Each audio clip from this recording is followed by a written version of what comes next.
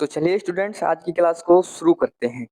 तो आपका पहला क्वेश्चन है, आरबीआई का राष्ट्रीयकरण कब किया गया? तो आपको बताना है आरबीआई का राष्ट्रीयकरण कब किया गया। तो आपका सही आंसर हो जाएगा ऑप्शन नंबर सी, आरबीआई का राष्ट्रीयकरण 1949 को किया गया था। आपका अगला क्वेश्चन है, भारत का सर्वोच्च वीरता पुरस्कार कौन सा है? तो आपको बताना है जो भारत का है सर्वोच्च वीरता, जो वीरों के लिए पुरस्कार है वह कौन सा है? तो आपका सही आंसर हो जाएगा परमवीर चक्र जो है भारत का सर्वोच्च पुरस्कार है। ऑप्शन बी सही हो जाएगा। आपका अगला क्वेश्चन है, भारत का सबसे गहरा बंदरगाह कौन सा है? तो आपको बताना है भारत का सबसे गहरा बंदरगाह है वह कौन सा है? तो आपका आंसर डी हो जाएगा, विशाखापट्टनम जो है वह भारत का सबसे गहरा बंदरगाह है।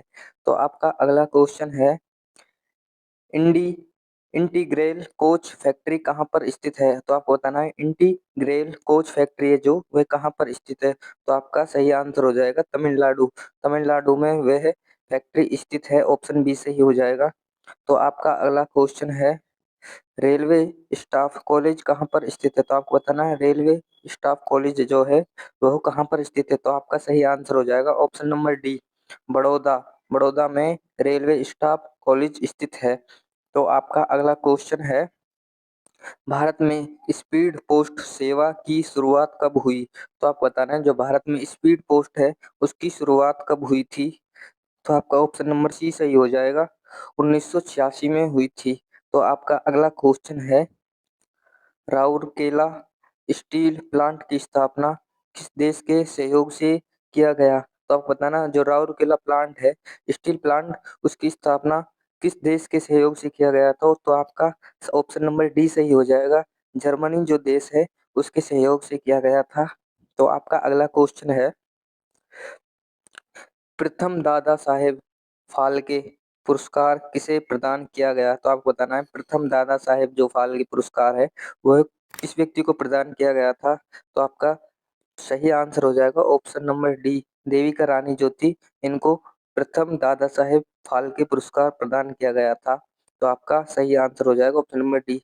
तो आपका अगला क्वेश्चन है, भारत का प्रथम तेल साधेक कारखाना 1901 में कहाँ पर स्थापित किया गया? तो आपको बताना है जो भारत का प्रथम तेल साधेक कारखाना है वह कहाँ पर स्थापित किया गया था? तो आपका आंसर सी सही हो जाएगा, डिगबोई में प्रथम तेल साधेक कारखाना स्थापित किया गया था। तो आपका अगला क्वेश्चन है, भारत में पहली बार एसटीडी सेवा कानपुर एवं लखनऊ के बीच कब शुरू की गई? तो आपको बताना है भारत में पहली बार एसटीडी सेवा मतलब कानपुर एवं लखनऊ के बीच कब शुरू की गई थी? तो आपका ऑप्शन बी राइट हो जाएगा, 1960 में शुरू की गई थी। तो आपका अगला क्वेश्चन है, भारत का बोस्टन मैनचेस्टर किसे कहा जाता है? तो आपको बताना है जो भारत का मैनचेस्टर है वह किसको कहा जाता है? तो आपका सही आंसर हो जाएगा, अहमदाबाद को भारत का बोस्टन मैनचेस्टर कहा जाता है। ऑप्शन बी सही हो जाएगा। तो अगर आपको क्लास स्टूडेंट्स अच्छी लग रही है तो क्लास को लाइक एंड सब्सक्राइब करना ना भूलें।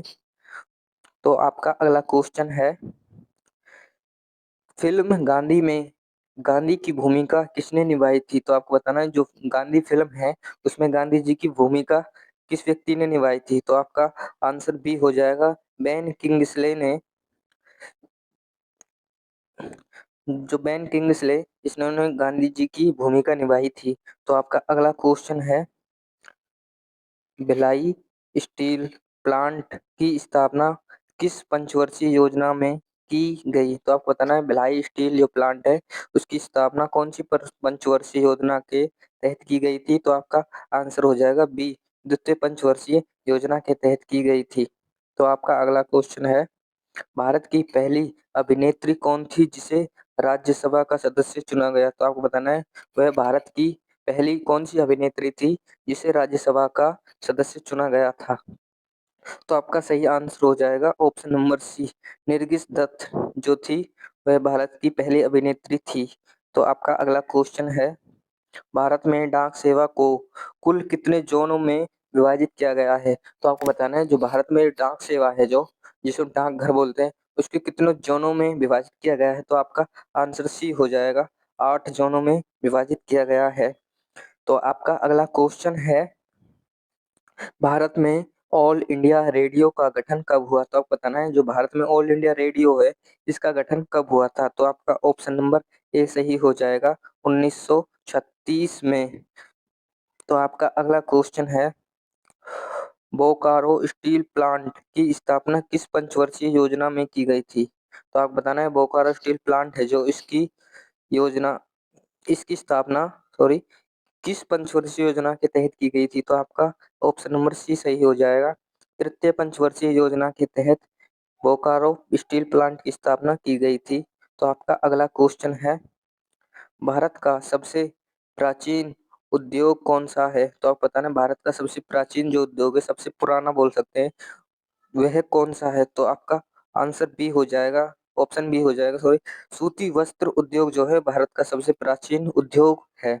तो आपका अगला क्वेश्चन है, हिंदी में प्रकाशित प्रथम समाचार पत्र कौन सा है? तो आपको बताना है हिंदी में प्रकाशित जो है प्रथम समाचार पत्र कौन सा है? तो आपका ऑप्शन नंबर सी सही हो जाएगा।